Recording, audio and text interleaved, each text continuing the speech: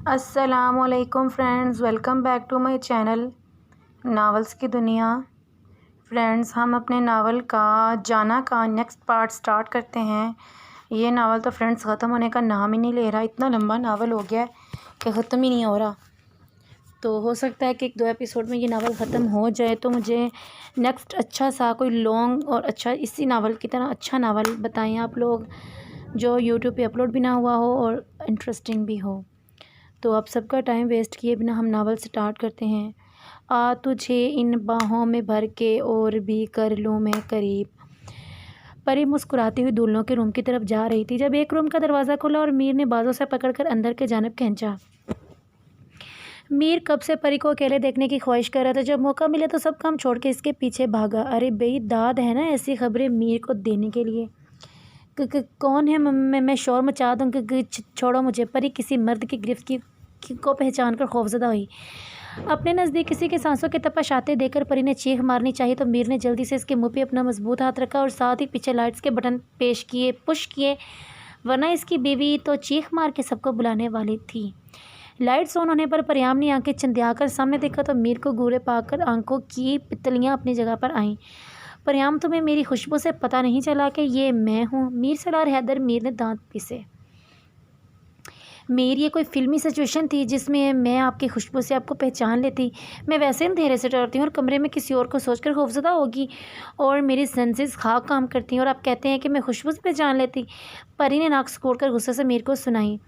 ओह, ये मैंने सोचा ही नहीं। मीर अपनी बात पे खिसिया कर बालों में हाथ फेरने लगा। आप ना गुस्से में बिल्कुल नहीं सोचते। परी ने मुँह बसूड़ा। मैं गुस्से में नहीं सोचता, मगर तुम भी तो मेरी बात आराम से नहीं मानती। मीर ने परी का नाक दबाया। क्या बात नहीं मानी? आपकी आंखों को बड़ा करके पूछा। मैंने कल मना किया था ना, बालों को खुला नहीं छोड़ना और लिपस्टिक नहीं लगानी। मीर ने इसके नरम बालों को हाथ से छुआ। उफ मीर, शादी में ना सब ऐसे ही तैयारी करते हैं, मुझे चाची ने बताया है। अब आप बताएं कि शादी में तैयार नहीं होंगी तो कब होंगी? परी ने मासूमियत से मीर का बाजू पकड़कर हिलाया। बीवी, अब इस तरह प्यार से बात करोगी तो कौन बता पाएगा? और ये चाची साहबा मेरी बीवी को चलाक बना के छोड़ेंगी। परियाम, मीर मसनूई संजीदा हुआ। मीर, अब आप फिर गुस्सा हो रहे हैं। परी मन मनाई। परी को बताओ कि इसका शौहर इस पर अब फिदा हो सकता है, गुस्सा नहीं। गुस्सा क्या होता है वैसे? तुम अब अपना प्रॉमिस पूरा करो, फिर मैं बाहर जाता हूँ, बाहर बहुत काम है। मीर ने मुस्कुराहट का गला घोंटा। कौन सा प्रॉमिस? परी अपने माथे पर सजे टीके को ठीक करते हुए बोली, जिसे मीर इसके हाथ से टीका लेकर खुद ठीक करने लगा। वही प्रॉमिस जो तुमने किया था गुड़िया और रवाज के निकाह करवाने पर। मीर ने इसके लबों पर उंगली फेरी। परी मीर का प्रॉमिस याद करके सटपटा, इसलिए बेचारा सा मुंह बनाया। वो तो हर सुबह का था, परी ने डरते डरते कहा। तो आज का नहीं दिया? इससे अभी दो शाबाश, मुझे देर हो रही है। मीर ने दोनों आंखें दिखाईं। आप ना हाथ से मुझे पीछे करें पहले। परी रोहानसी हुई। वैसे ही वो मीर की गिरफ्त में फड़फड़ा रही थी।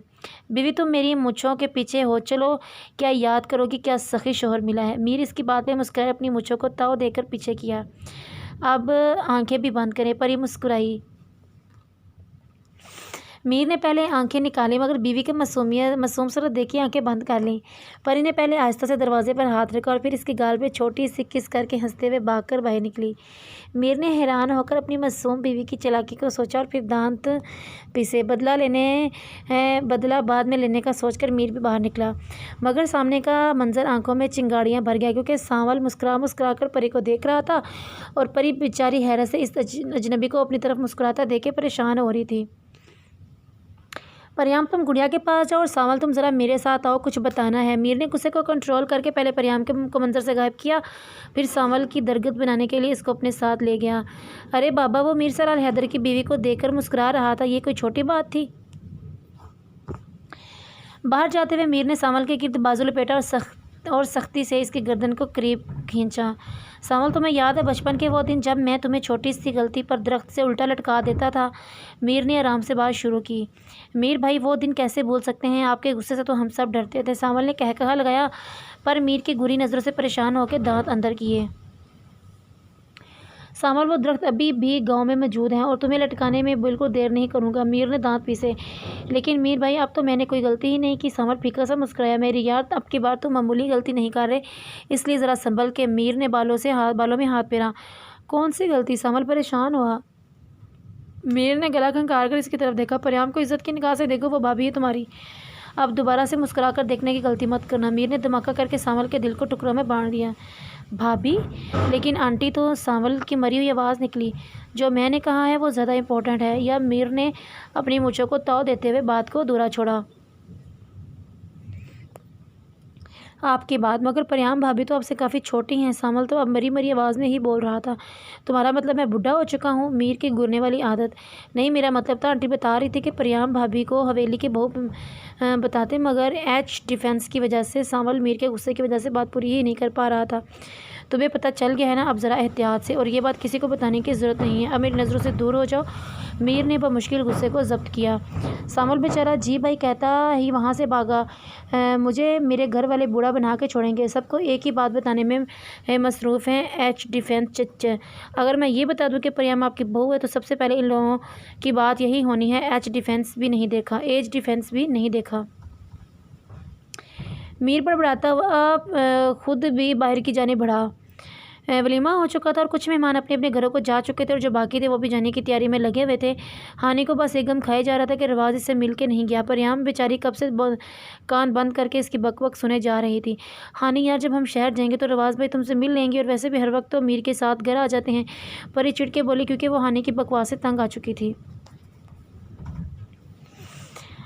परियाम, तुम्हारा मतलब मेरा शोहर हर वक्त तुम्हारे शोहर के घर आ जाता है? हानि के सदमे से भरपूर अफसोसनाक आवाज़ निकली। एक्टिंग नहीं, मेरा मतलब तुम्हारे भाइयों का दोस्त इसके साथ हर वक्त आ तो जाता है। परी ने नाक से मक्खी उड़ाने वाले अंदाज में इसकी सदमे से भरपूर आवाज़ पर तवज्जो ही नहीं दी।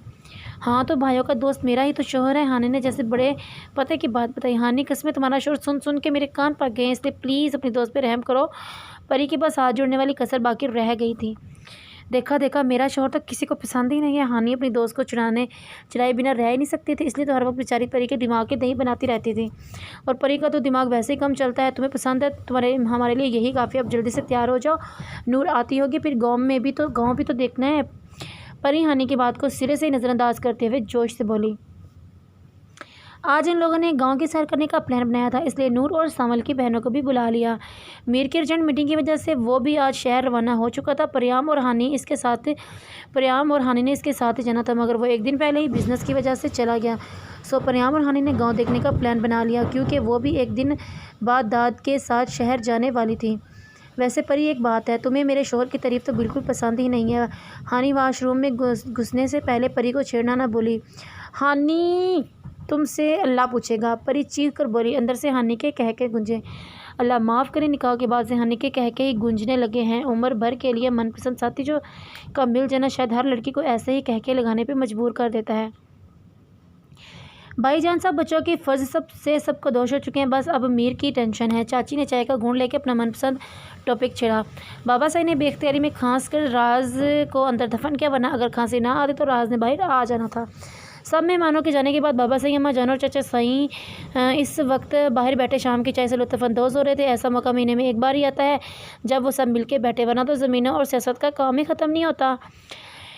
शबाना, पूरी शादी में औरतों की बस एक ही बात थी कि सबसे बड़े बेटे को छोड़कर छोटों की शादी क्यों कर रहे हो। अम्मा जान को भी अपना मनपसंद टॉपिक मिल गया। अरे तो बता देना था कि निकाह कर दिया है, बस बहू की पढ़ाई ख़त्म होते ही रुखसती कर लेंगे। बाबा साईं इनकी एक ही मौजू पर बात करते देखकर चिढ़े। दोनों ख़वातीन ने दिल पे हाथ रखा। चाचा से सिर्फ मुस्कुराए। किससे निकाह कर लिया है? कहीं मीर खुद ने सचमुच तो किसी से निकाह नहीं कर लिया और हमें बताया ही नहीं? अम्मा जान तो मरने वाली हुई। अरे बाबा, मैंने ऐसे ही बात बनाई है आपको बताने के लिए। बाबा सही तो अब अम्मा जान की हालत देख के खिसिया से गए थे। मीर पुत, तेरा बेड़ा पार लगाते लगाते किसी दिन मेरी बेगम ने मुझे पार लगा देना है। भाभी माँ, मुझे भी भाई साहब की बात पे शौक ही लग गया था। वल्लाह, मेरा बेटा तो लड़कियों से दूर भागता है, फिर ऐसे कैसे निकाह कर सकता है? चाची ने दिल से हाथ उठ ही लिया। ओ भाई, मैंने सिर्फ मिसाल दी है, बाकी मिसाल मीर खुद देगा जब वो निकाह के बारे में बताएगा। बाबा सही मुस्कुराए। वैसे ना सही, शादी में मुझे 2-3 लड़कियां बहुत पसंद आई थी मीर के लिए। अम्मा जान का पसंदीदा टॉपिक चल रहा था और वो वैसे ही खुश हो गई। अब हमारा बेटा 2-3 लड़कियों से शादी तो नहीं कर सकता। बाबा साईं अपनी बेगम को प्यार से देके बोले। अस्तगफुरुल्लाह, मेरा बेटा क्यों 2-3 से शादी करने लगा? मैंने भी मिसाल दी है। अम्मा जान को बाबा साईं की बात पे झटका ही लगा था। आज तो अब दोनों मियाँ बीवी मिसालें ही दिए जा रहे हैं। चाची ने हल्का सा कहका लगाया। अरे भाई, मीर की बात और मिसाल ना दीजिए, ऐसा हो सकता है? चाचा साईं चाय ख़त्म करके खड़े हुए। मैं ज़रा ज़मीनों का चक्कर लगाने जा रहा हूँ। चाचा साई बात करते ही अपनी गाड़ी की जानिब बढ़े। बस अब 2-3 दिन तक मीर का रिश्ता देखने जाएंगे, वो पक्की बात है। अम्मा जान ने फैसला को अंदाज में कहा। जैसा आप मर्ज़ी करें, मुझे बस दूर रखें। मैं भी ज़रा नवाज़ के साथ ज़मीने पर जाऊँ। बाबा साईं मीर के रिश्ते की बात सुनकर जल्दी से अपनी जगह से खिसके और बहाने से रफू चक्कर हुए। पीछे वो दोनों ख़वातीन अब शदो-मद से मीर के लिए लड़की का इंतखाब करने में मसरूफ़ हो गई, जिसे इस काम से ज़्यादा कोई और काम है ही नहीं ज़रूरी। मीर मीटिंग से फारिग होकर थका थका सा अपने ऑफिस में दाखिल हुआ। वो वैसे ही शादी की वजह से थकावट का शिकार था, फिर आज बैक टू बैक मीटिंग्स होने की वजह से ज़्यादा थक चुका था। अब भी वो घर जाके आराम करने का सोच रहा था जब फ़ोन की बीप ने इससे अपनी जानिब तवज्जो किया। मीर ने मुंह बनाकर फ़ोन की स्क्रीन अपने सामने की, सामने ही दाद का नंबर जगमगा रहा था। मीर मुस्कुराया क्योंकि वो दाद को कह के आया था कि अपनी बहन की पल पल की रिपोर्ट मेरे पास पहुंचानी है। इस बात को सोचते ही मीर के लबों पे मुस्कुराहट खुली। हेलो, क्या रिपोर्ट है दाद? मीर ने लब को दांतों में दबाया और रिलैक्स होकर बैठा। साहब जी, दाद की घबराई हुई आवाज़ सेलफोन से गूंजी, मीर को बेचैन कर गई। क्या हुआ दाद, सब खैरियत है? मीर बेसाख्ता कुर्सी पर सीधा होकर बैठा। साहब, वो परियाम बीबी 1 घंटे से गायब है और ढूंढ के नहीं मिली, पता नहीं कहाँ चली गई। दाद की आवाज़ में बेबसी और खौफ दोनों था। क्या? मीर की चीख ऑफिस में गूंजी। परियाम 1 घंटे से गायब है और तुम मुझे अब बता रहे हो? पहले ही मिट कॉल क्यों नहीं की तुम? दाद किसी काम के नहीं, बल्कि कोई भी काम का नहीं। मीर ऑफिस से बाहर तकते हुए मीर पर धाड़ा।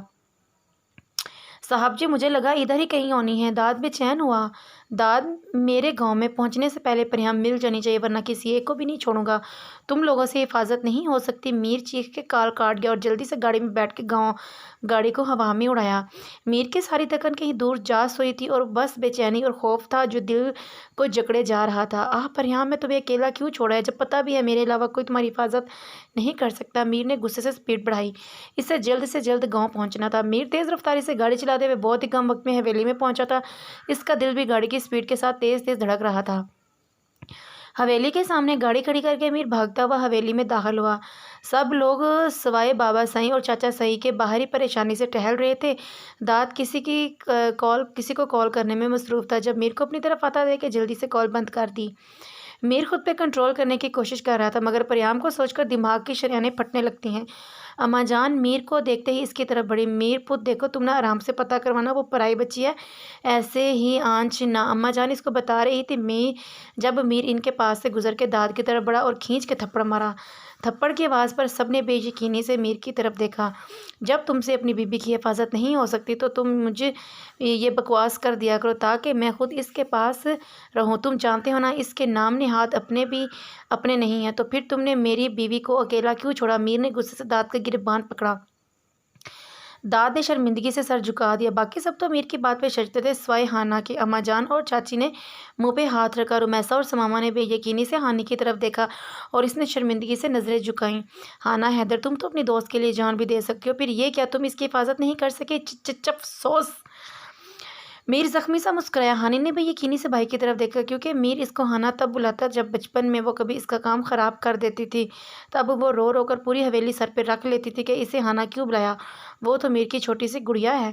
आज भी मीर ने इसे हाना बुलाया क्योंकि मीर को इस पर गुस्सा है। हानी की आंख पे आंसू टपका, जिसे इसने बेदर्दी से साफ़ किया। हाना, हैदर, आज के बाद तुम अपनी दोस्त से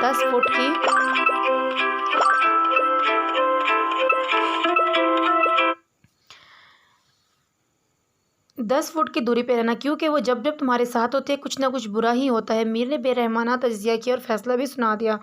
बायो। हानि के होंठ बेआवाज़ हिले, जिसे मीर ने सिरे से नज़रअंदाज किया और बाहर की तरफ बढ़ा। अम्मा जान की मुर्दा सी आवाज़ निकली। सॉरी अम्मा जान, मैं आपको नहीं बता सका, मगर परियाम मेरी बीवी है, मैंने इससे 6 महीने पहले निकाह कर लिया था। मीर शिकस्ता से चाल चलता अम्मा जान के पास आया। तुम्हारा बाबा से ने मुझे बताया था कि मीर ने निकाह कर लिया है, और मैं इनसे लड़ पड़ी कि ऐसा कैसे हो सकता है? मेरा बेटा लाखों करोड़ों में एक है और अपनी अम्मा जान को बताए बगैर निकाह कर ही नहीं सकता। मैंने तुम्हारे बाबा सही को बुरा भी कहा, क्योंकि मेरे लिए मेरा पुत्र तो बिल्कुल परफेक्ट है, वो ऐसे कैसे किसी से निकाह भी कर सकता है? अम्मा जान की आंखों से आंसू निकले और फिर पूरे चेहरे को भिगो के रख गए। मीर इनके आंसू देख तड़पा और जल्दी से साफ करने के लिए आगे बढ़ा। जब अम्मा जान ने हाथ के इशारे से दूर रहने के लिए कहा, शबाना देखो ना, मेरा बेटा मुझे तन्हा कर गया। मैं जब फ़ख्र से अपना बेटा कहती थी, इसकी शादी का कहती थी, इसके बच्चों से खेलने के लिए कहती थी, इससे एक बार भी नहीं बताया कि अम्मा जान मैं शादीशुदा हूँ।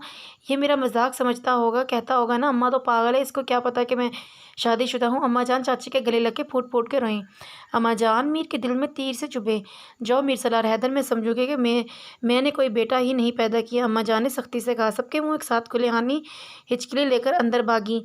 अम्मा जान, मैं आपको मीर भागकर अम्मा जान के पास है। शुबाना, कह दो इसको कि मैं पहले भी इसके बगैर जिंदा रही हूँ, अब भी रह लूँगी। अम्मा जान बगैर मीर की तरफ देखी अंदर चली गई। मीर शिकस्ता कदमों से बाहर की जाने बढ़ा। दांत भागकर मीर के पीछे गया और चाहकर इसका साथ नहीं छोड़ सकता था। हवेली में एकदम सन्नाटा छा गया था। यह दर्द का सिलसिला भी तमाम हुआ। परियाम और हानि नूर के साथ गांव देखने के लिए पुरजोश से हवेली से बाहर निकली। इनके पीछे पीछे दाद भी आ रहा था। वो तीनों, खासकर परी, बहुत ही खुशी से एक एक चीज़ को गौर से देख रही थी। जब दाद को बाबा सही ने कॉल करके अपने पास किसी काम के लिए बुला लिया। दाद को पता था कि वो अपने ही गाँव को देख रही हैं, इसलिए थोड़ी सी हिचकिचाहट के बाद इनको बताकर वहाँ से चला गया। वो कुछ ही देर में ट्यूबवेल के पास पहुंच गई। हानि तो साइड पे चढ़ के बैठ गई और नूर थोड़े पास ही गांव की औरतों से बात करने लगी। परियाम थोड़ी देर तो पानी से खेलती रही। जब सामने हरे भरे बाग देखे तो हाना को बताकर इनकी तरफ बढ़ गई। हानि इसके साथ जा नहीं सकती थी क्योंकि वो रवाज से मैसेज पे बात कर रही थी, इसलिए परियाम को अकेले जाने दिया। परियाम खुशी खुशी बाग को देखती बहुत दूर निकल आई। आगे नहर को देखकर उसमें बच्चों की बेफिक्री से नहाते देखकर वो भी पाँव डालकर इधर बैठ गई।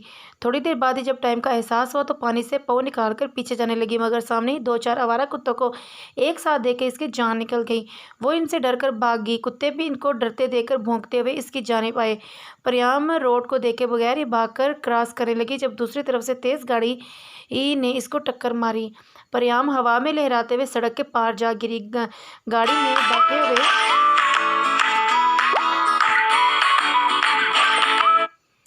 बैठे हुए मर्द ने बेयकीनी से सामने गिरी हुई लड़की को देखा। आसपास काम करती औरतें भागकर इसके पास आई। गाड़ी में से मर्द भी निकल कर बाहर आया और परियाम के माथे से खून निकलता देखकर इसको औरत की मदद से उठाकर अपनी गाड़ी में लाया और जल्दी से हॉस्पिटल की तरफ गाड़ी को मोड़ा। हाय जाना, तेरा गम और हम। दाद, तुम लोगों ने परियाम को आखिरी बार कहाँ देखा था? दाद जैसे ही गाड़ी में बैठा मीर की सर्द आवाज़ गूंजी। साहब, गुड़िया कह रही है कि वो हमारे बाग देखने गई थी और फिर 1 घंटे के बाद भी वापस नहीं आई, तो गुड़िया ने बड़े साहब और मुझे फ़ोन कर दिया। तब से हम ढूंढ रहे हैं मगर बीबी साहबा कहीं नहीं मिली। दाद ने शर्मिंदगी से सब बता दिया। किसी से पूछा या किसी को बताया है? मीर ने परेशानी से गाड़ी आगे बढ़ाई। नहीं, बड़े साहब ने कहा है कि वो खुद ही ढूंढ लेंगे, इसलिए अभी तक पुलिस को भी नहीं बताया। दाद ने बाबा सही का हुक्म बताया। चलो एक बार वहाँ आसपास के रहने वालों से पूछ लेते हैं, क्या पता किसी ने देखा हो।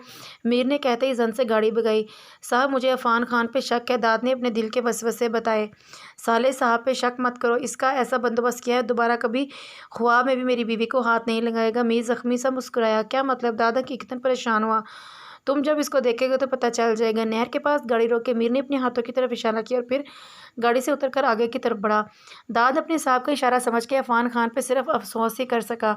मीर आगे बढ़ रहा था जब सड़क के किनारे पर लगे खून को देख कर अफसोस ही कर सका, क्योंकि यहाँ 4 सड़कों के मिलने की वजह से हादसा हो जाते थे। मीर और दाद थोड़ी दूर जाके बच्चों के टोले के पास रुके और इनमें से एक 12 साल बच्चे को बुला के सेल फोन से तस्वीर दिखा के परियाम के बारे में पूछा। अरे साहब, ये तो वही खूबसूरत बीबी है जिनकी दोपहर में गाड़ी के साथ टक्कर हुई थी। बच्चा तस्वीर देखते ही परियाम को पहचान गया था। मीर के दिमाग में धमाके हुए और वो भागकर खून वाली जगह पे पहुंचा। दाद ने इस बच्चे से आगे के सवाल जवाब बात करके मीर के पास पहुंचा। साहब, बच्चा कह रहा है कि गाड़ी वाला बीबी साहिबा को गाड़ी के हॉस्पिटल की तरफ ले गया था। दाद ने मीर को आगे बताया। मीर 1 सेकंड की देर किए बगैर भागकर गाड़ी में बैठा। दाद भी मीर के पीछे पीछे भागा। मीर हवा से बातें करता 5 मिनट से पहले हॉस्पिटल में पहुंचा। डॉक्टर ने जब मीर को हॉस्पिटल में देखा तो परेशानी से मीर की तरफ बढ़ा। क्या हुआ मीर साहब? हवेली में तो सब खैरियत है, यहाँ पर एक एक्सीडेंट केस होगा दोपहर के बाद। मीर ने डॉक्टर की बात नज़रअंदाज की और अपने मतलब की बात की। वो लड़की का केस था, पेशेंट को होश नहीं आ रहा और मैंने इन्हें शहर के हॉस्पिटल में रेफ़र कर दिया। डॉक्टर को भी याद आया। मीर परेशानी से थक कर कुर्सी पर ढह गया। डॉक्टर, वो जो पेशेंट के साथ थे उनका फ़ोन नंबर होगा? दाद ने पर वक्त अक्लमंदी दिखाई और मीर को जैसे अंधेरे में चिराग मिल गया था। जी हाँ, उनका फ़ोन नंबर है, आए आप। डॉक्टर ने इनको इशारे से अपने पीछे आने को कहा। दाद भागकर फ़ोन नंबर ले आया और सेल फ़ोन पर कॉल कर दी। मीर और वो दिल में दुआ करते गाड़ी में बैठे। सत शुगर के तीसरी बेल के बाद कॉल पिक कर ली गई। सलाम दुआ के बाद दाद ने मतलब की बात पूछी। हॉस्पिटल का नाम पता चलते ही दाद ने कॉल बंद की और मीर को नाम बताया। दाद, दुआ करो तुम्हारी बीबी ठीक हो। मीर गाड़ी को भगाते हुए दाद सिर्फ सुरदा सा बोला।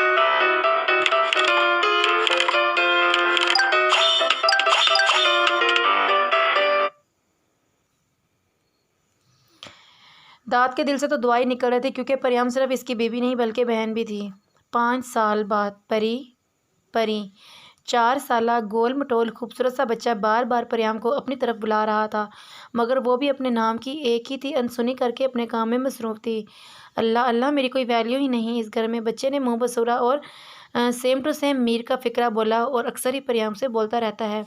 जाना, बच्चा अपनी ही शरारत पर खिलखिलाया। कियान, तुम आज बच जाओ मेरे हाथों से। परी पैर पटक कर इसकी तरफ बढ़ी। आपके हाथों से वैसे भी कोई नहीं बच सकता। बच्चा मुंह बनाकर कहते ही वहाँ से भाग गया। ओ माय गॉड, क्या करूँ मैं? इस बच्चे का नाक में दम करके रखा हुआ है और एक इसका बाप है। मजाल है जो बच्चे को एक बार भी संभाले, उल्टा इसी का साथ देता है। अल्लाह, मैं क्या करूँ? परी कुर्सी पर बैठते हुए गहरे सांस लेकर बोली। क्या हुआ जाना, क्यों सुबह सुबह चिल्ला रही हो? मीर अपनी नींद खराब होने पर आंखें मसलता हुआ परी के पास आया। मुझे चिल्लाने का जो शौक जो है इसलिए चिल्ला रही हूँ। परी ने कियान का गुस्सा मीर पर निकाला। ये बात भी वैसे ठीक कही तुमने। अपने बारे में हर कोई सच ही बोलता है। मीर इसको कुर्सी से खड़ा करके खुद बैठा और फिर इसको खींच कर अपनी गोद में बिठाया।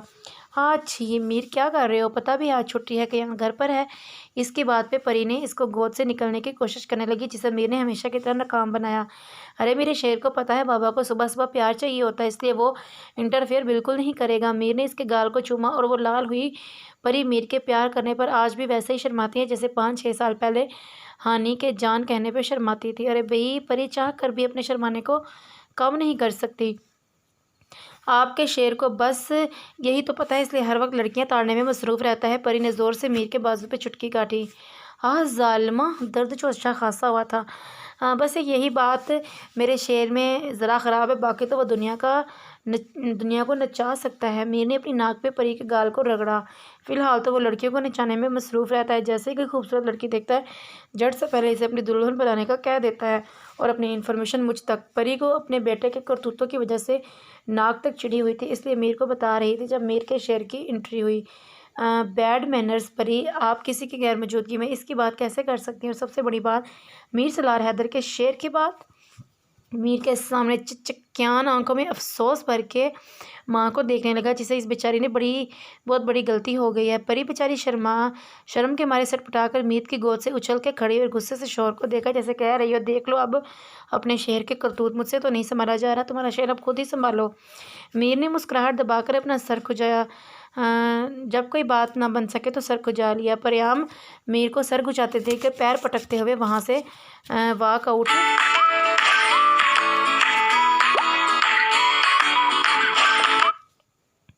वॉकआउट कर गई। मीर कियान अपनी माँ की तरह मासूमियत से बोला, बाप के पास आया। क्या बात है मीर के शेर? मीर ने मुस्कुराकर कियान को हवा में उछाला। जाना है, जब कोई बात नहीं ना बनती तो पैरों को मारकर चली जाती हैं। कियान मुंह पे हाथ रख के हंसा। हाँ, बुरी बात शेर, मम्मा के बारे में ऐसे बात नहीं करते। मीर बमुश्किल संजीदा हुआ, वरना कियान इसको अब ज़रा कम ही गुस्सा होने देता था। मीर जैसे ही गुस्से से बात करने लगता, कियान भाग कर सामने आ जाता और सीना ठोकर कहता कि आ जाओ मीर के शेर से लड़ो। और बेचारे मीर को गुस्सा ठंडा करना ही पड़ता है, शेर से लड़ जो नहीं सकता। 4 साल कियान के सामने मीर सब कुछ भूल सकता है। आखिर को वो लंदन जैसे शहर में माँ बाप के जीने की वजह है। इसके ही दम से तो परियाम और मीर सब कुछ भूले हुए हैं, वरना 5 साल पहले जब मीर परियाम को इधर लेकर आया था, परियाम ने रो रो कर इधर रहने से इनकार कर दिया था। तब मीर ने कुछ भी पूछने और पाकिस्तान ना जाने की कसम दी थी और परियाम खफा ज़रूर हुई, मगर साथ अपनी शर्त भी मनवा ली कि वो इधर अकेली नहीं रह सकती, इसलिए इसे अपना बच्चा चाहिए। और मीर ना चाहते हुए भी इसकी शर्त को मान गया था। कियान की पैदाइश के बाद 1 साल तक तो परियाम को बहुत मसला हुआ। वो कियान के रोने पर खुद भी रोने लग जाती थी और फिर कियान चाहे रो रो कर खामोश हो जाता, मगर परी का स्पीकर बंद नहीं होता था और इसके बाद वो मीर से नाराज़ हो जाती थी। तब मीर बेचारा पूरी पूरी रात कियान को अकेला झेलता और कियान की मामा बड़े मज़े से अपनी नींद पूरी करती थी। मीर के शेर को सिर्फ मीर ही काबू कर सकता है, बाकी मीर की जाना में इतनी हिम्मत नहीं है कि वो शेर को कुछ भी कह दे। कियान ने खूबसूरती माँ और बाप दोनों से ली है, मगर जहानत सिर्फ बाप से ली है। अगर माँ से लेता तो फिर अल्लाह हाफ़िज़ ही होता, इसलिए वो आम बच्चों से ज़्यादा तेज़ तरार है और बहुत ही कम वक्त में हर चीज़ पिक कर लेता है। जैसे वो अपनी मम्मा की तरह बाप को मीर ही बुलाता है, क्योंकि बकौल इसके परी ने तो कभी मीर को पापा नहीं बुलाया, तो वो क्यों बुलाए। और इस तरह परियाम को परी और जाना ही बुलाना, बिकॉज पापा भी तो परी और जाना ही बुलाते हैं। कियान की मुंतिक की वो खुद ही समझ सकता है, बाकी हमारे बस में तो शायद नामुमकिन है। वैसे अपने टाउन में अगर मेरा एशियन हिंक है, तो इसका बेटा भी बाकी को बाप की कॉपी करके एशियन हिंक बन चुका है। क्योंकि कियान को मीर की ही कॉपी करनी होती है, चाहे वो फिर ड्रेसिंग में चाल हो या फिर प्यार करने के मामले में हो, you know each and everything. वो मीर ने तो परी के बारे में बात की है, मम्मा की तो नहीं की। कियान ने चालाकी से आंखें घुमाई। चलो फिर परी को मनाते हैं। सुबह सुबह ही नाराज़ कर दिया। मीर इसकी चालाकी पे मुस्कुराते हुए किचन के जाने बढ़ा। बट मनाते हुए किस मैं करूँगा, आप हमेशा चीटिंग करके जाना को किस कर लेते हैं और वो मान जाती हैं, और मेरा किस वाला सीन मिस हो जाता है। कियान ने मुंह बनाया। और मेरे शेर, आज जिसको मौका मिला वही कर लेगा। आज नो चीटिंग, ओके। मीर बेचारा शर्मिंदा हुआ। कियान मुंह फाड़ के ही बात कर देता है।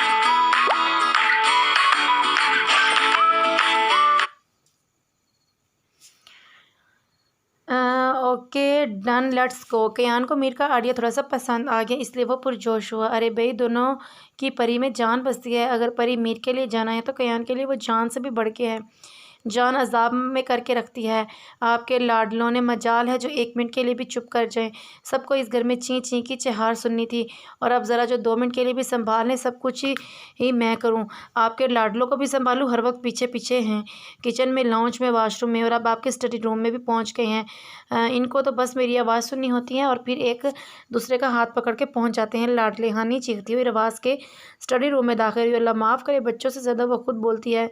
इस वक्त भी वो यही कर रही थी, और इसके जुड़वां बेटी और बेटा अपनी माँ को घूर कर देख रहे थे, जैसे इनको भी अपनी माँ की चक चक कुछ खास पसंद नहीं आई।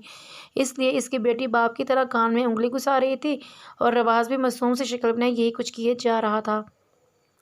अब कुछ बोल भी दो, ये मुंह में ज़ुबान भी अपने लाडलों को दे दी है। हानि मज़ीद सीख हुई। पापा बोल, आरब ने माँ की नकल की।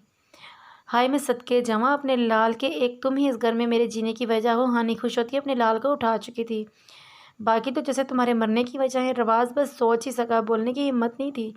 मेरी जान, तुम खामख्वाह क्यों अपना खून चलाती रहती हो। रवाज अपना लैपटॉप एक तरफ रख अपनी चुड़ैल की तरफ बढ़ा।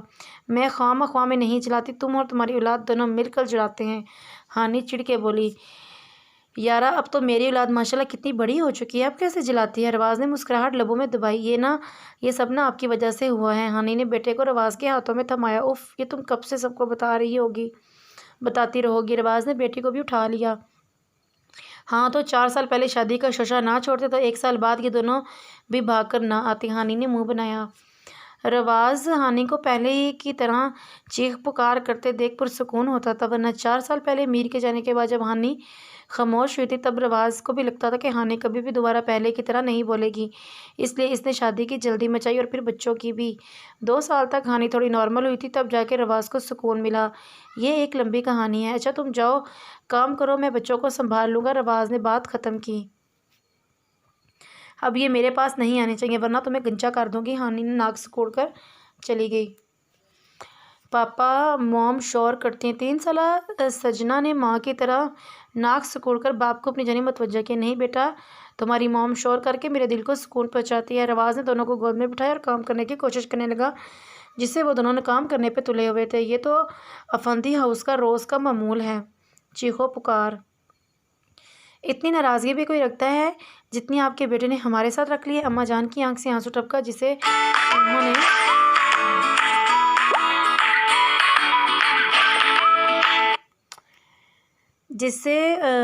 उन्होंने बेदर्दी से साफ किया। वो पिछले कुछ सालों से मीर के लंदन शिफ्ट होने जाने के बाद ऐसे ही बात बात पर रोने लग जाती थी। बेगम, आप ना इस तरह आंसू बहा के मुझे तकलीफ़ देती हैं। बाबा साईं बेड से उठकर अम्मा जान के पास सोफ़े पर आके बैठे। साईं, मेरे दिल में जो तकलीफ़ है इसका कोई इलाज करे ना। अम्मा जान ने बाबा साईं के हाथ पकड़े। वो हर बार लंदन जाने की ज़िद करती थी, मगर मीर का कुछ अता पता ना होने की वजह से बाबा साईं अभी तक अम्मा जान को नहीं लेके गए। मैं कोशिश कर तो रहा हूँ कि नलायक का कुछ पता चले। दाद बेचारे को कसम दे रखी है ना बताए। बाबा साईं ने परेशानी से माथा मसला। आपकी इन कोशिशों के दौरान मेरी जान चली जानी है साईं। अन्ना जान अब की बार खुल के रोई। अल्लाह ना करे बेगम कैसी बातें कर रही हैं। बाबा सही तड़प ही उठे। मैं बस एक बार मीरपुत को देखना चाहती हूँ। सही आपको पता है ना वो मुझसे नाराज़ है, मगर मैं भी तो माँ हूँ ना। 5 साल पहले मुझे भी तो गुस्सा आ गया था। वो कम अज़ कम मुझे ही अपने निकाह के बारे में बता देता। नहीं, इसने तो बताने की कसम खाई हुई थी और खुदा ना खास्ता मैं किसी के घर इसका रिश्ता लेके चली जाती और बात पक्की करके आ जाती और बाद में पता चलता कि मेरा पुत्र शादीशुदा है, तो कितना बुरा लगता मुझे। इसी बात पे गुस्सा आ गया और इसी बात का बुरा मना के मुल्क ही छोड़ गया। अम्मा जान ने रोते हुए 100 बार की बताई हुई बात को फिर से दोहराया। बेगम तुमने ठीक गुस्सा किया, बस थोड़ा सा सब्र कर लो, फिर वो नालायक आपके कदमों में होगा। बाबा सही ने अम्मा जान के आंसू साफ किए। अगर मीर पुत को बार बार नालायक तो ना बोले। अम्मा जान को अभी भी बेटे के बारे में कुछ भी सुनना मंजूर नहीं था। बाबा सही अम्मा जान की बात पे मुस्कुराए। जैसे आपका हुक्म बेगम, चलें अब आप रेस्ट करें, पूरा दिन एक ही बात सोचती रहती हैं। बाबा सही इन्हें बेड पर लाए। बस एक बार मीर आ जाए फिर नहीं सोचूंगी। अम्मा जान सोते हुए थोड़ा सा मुस्कुराई। आ जाएगा इंशाल्लाह, बाबा साहब ने दिल में कहा और फिर अम्मा जान के ऊपर चादर ठीक करने लगे। बेटे की ज़रूरत तो इनको भी थी, मगर उन्होंने कभी ज़ाहिर नहीं किया। अब तो हवेली की रौनक भी जैसे रूठ से गई थी। खाना बच्चों के साथ आती है तो थोड़ी बहुत हवेली में ज़िंदगी का समा मालूम होता है, वरना तो ऐसे ही उदासी में लिपटी रहती है। बाज़ल और समामा को अल्लाह ताला ने अभी तक औलाद से नहीं नवाजा। चाची साई कभी इधर के चक्कर लगाती, कभी ब्यूटी पार्लर के। इनकी हंसी मुस्कुराहट भी जैसे वक्त ने छीन ली हो। डार्लिंग आती है तो थोड़ी देर के लिए खुश हो जाती है, इसके बाद ऐसे ही चुपचाप फन गुजरते रहते हैं। हवेली की खुशियों को 5 साल पहले जैसे नज़र सी लग गई थी। बस इतना करीब रहो, बात ना भी हो तो दूरी न लगे। 5 साल पहले मीर और दाद तेज़ रफ्तारी से हॉस्पिटल पहुंचे। दाद ने दोबारा से फ़ोन करके वार्ड वगैरह पूछ के भागते हुए मतलूबा रूम में पहुंचे। मीर ने जब सामने अपने पिछले निकाले गए सेक्रेटरी अयाज को परियाम के रूम के बाहर देखा तो हैरान सा इसके पास गया और दाद को गजीली नज़रों से देखना नहीं बोला।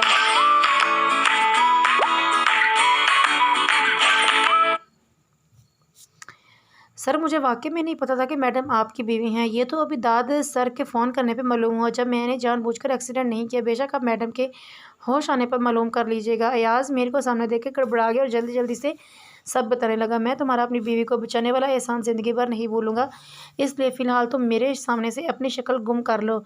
मीर जुबते हुए लहजे में बोला। सर आपके एहसान से तो मेरा एहसान बहुत ही कम है। अयाज मीर को ममनून नज़रों से देख के वहाँ से ओझल हो गया।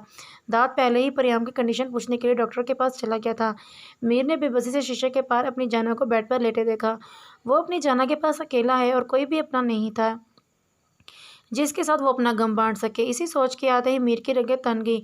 साहब मैंने डॉक्टर से बात की, वो कह रहे हैं कि बीबी साहिबा ने कोई स्ट्रेस लिया हुआ है जिसकी वजह से वो होश में नहीं आ रही थी, नहीं आ रही है। दाद तेज़ से चलता हुआ मीर के पास पहुंचा और सारी डिटेल बताई।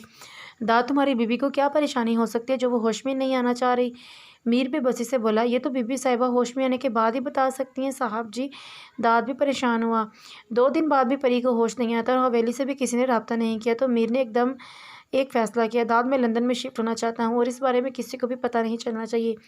मीर ने दाद को ऑफिस से हॉस्पिटल बुलवाया और इसे बताया, लेकिन साहब जी डॉक्टर्स ने कहा है कि 1-2 दिन तक होश आ जा। दाद की बात मुकम्मल होने से पहले मीर ने इसे दरमियान में टोका। दाद में परियाम के होश आते ही लंदन की फ़्लाइट पकड़ूंगा और ये बात मेरे और तुम्हारे दरमियान रहनी चाहिए। साहब जी पाकिस्तान में आपका बिज़नेस? दाद परेशान होकर बोला। वो तुम अच्छी तरह संभाल लोगे क्योंकि अयाज का केस जिस तरह तुमने हैंडल किया है वो काबिल तारीफ़ है। मीर ने तंज़िया अंदाज में कहा। सॉरी साहब, मैं चाहकर भी अयाज के साथ कुछ गलत नहीं कर सका। दाद ने नज़रें चुनी। इसलिए तो सारा बिज़नेस तुम्हें सौंप कर जा रहा हूँ। और हाँ, अब नेक्स्ट कोई सवाल नहीं, मैं तुम सब लोगों की वजह से पाकिस्तान छोड़ के जा रहा हूँ, अब तुम जा सकते हो। मीर ने दो टोक अंदाज में बात ही ख़त्म कर दी। दाद सर झुका के वहाँ से चला गया। परियाम के होश में आने के बाद जब मीर ने प्यार और गुस्से से स्ट्रेस की वजह पूछी तो परियाम ने बताया कि इसे अफान भाई की कॉल आई थी और इसे पता चला कि बाबा ने घर परियाम के नाम कर दिया है और इनको अब परियाम से घर वापस लेना है, चाहे फिर वो परियाम को मार कर ही क्यों ना लें। बस एक्सीडेंट के वक्त भी परियाम को यही ख्याल था कि वो आज मर जाएगी। मीर को जब ये पता चला तो इसका दिल किया कि वो साले को गोली से ही उड़ा दे, मगर खैर अब वो भी टांग से मजदूर तो कर ही चुका था, इसलिए इतना ही काफ़ी है। इसके 1 महीने बाद मीर परियाम को लेकर लंदन शिफ्ट हो गया और किसी को भी इसके ड्रेस का या काम का पता नहीं चला। आज 5 साल बाद मीरू और परियाम में फिर ठनी हुई है। लॉन्च में परियाम साहिबा मुंह बना के बैठी हुई हैं और सामने ही मीर गुस्से से इधर उधर चक्कर लगा रहा है, क्योंकि परियाम को आज फिर पाकिस्तान वापस जाने का दौरा पड़ा हुआ था। परियाम, मैंने तुम्हें पहले भी बताया था कि हाँ, अब हम पाकिस्तान कभी नहीं जाएंगे। ये बात तुम्हारे छोटे से दिमाग में क्यों नहीं बैठ जाती?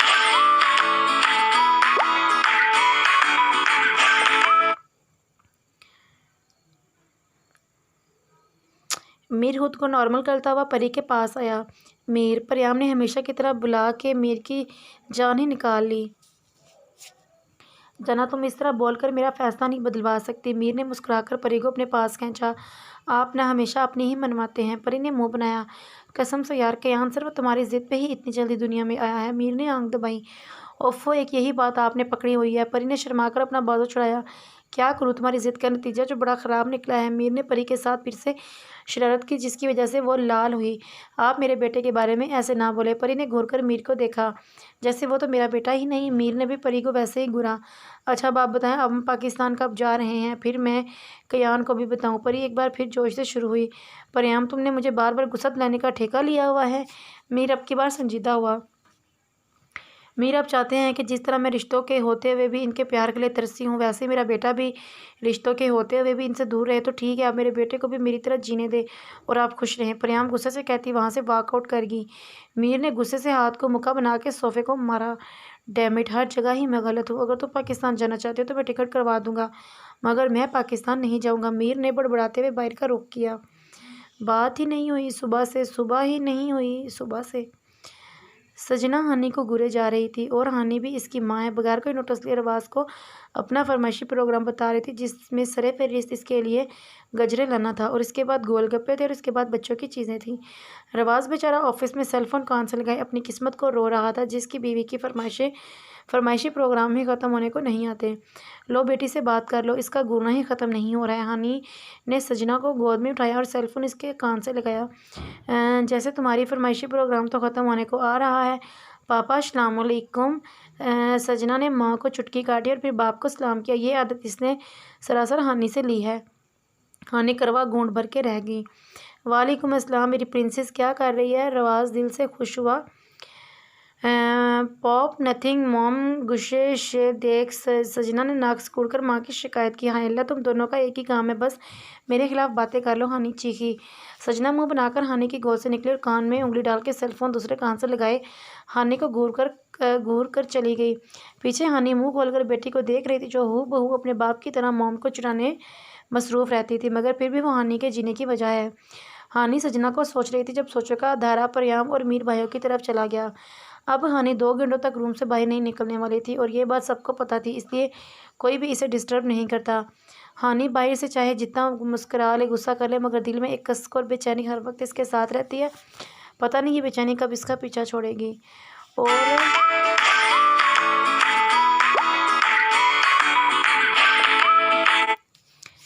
क्या हुआ, इतने खुश क्यों नज़र आ रहे हो? आज ऑफिस हमें किसी हसीना को देख के आ रहे हो क्या? दाद मुस्कुराते हुए जब घर दाखिल हुआ तो सोनिया को आग ही लग गई, क्योंकि इसे लगता है कि इसके शोहर को हर हसीना तरसी हुई निगाहों से देखती है, इसलिए वो हर वक्त मशकूक अंदाज में दाद के आगे पीछे फिरती है। औरतों की मखसूस आदत अपने शोहर के लिए पोजेसिवनेस, अस्तगफिरुल्लाह, कैसी बातें करती हो, सारा मूड ही ख़राब कर दिया तुमने। दाद ने मुँह बनाकर कान को साफ़ किया। हाँ, मेरी बातें तो ख़राब ही लगेंगी, और अब तो ऑफिस वाली इस चुई मुई की बातें जो मीठी लगने लगी हैं। सोनिया ने जाते हुए दाद को कोट से पकड़ के अपनी तरफ मोड़ा और फिर इसकी सेक्रेटरी को रगड़ा डाला। सुनो मेरी जान, दाद ने सोनी को कमर से पकड़कर अपने बिल्कुल करीब किया। सोनी की बोलती दाद की कुर्बत की वजह से बंद हुई। वैसे दूर होके जीना जितना मर्जी बोल लेती थी, मगर दाद की ज़रा सी कुर्बत ही इसकी जान ले लेती है। आखिर को दाद इसे कितनी ही दुआओं और कितनी सारी इश्क करने के बाद मिला, इसलिए हवास छोड़ना तो बनता है सोनी का। जी, सोनी हकलाई। वो ऑफिस वाली शायद शुगर ज़्यादा इस्तेमाल करती है, इसलिए इसकी बातें मीठी लगती हैं। तुम भी शुगर का इस्तेमाल ज़्यादा कर दो। दाद ने सारे रोमांटिक मूड का सत्यानाश मार के जल्दी से सोनी को छोड़ा, क्योंकि सोनी की अब चीखें पूरे घर में गूंजने वाली थी।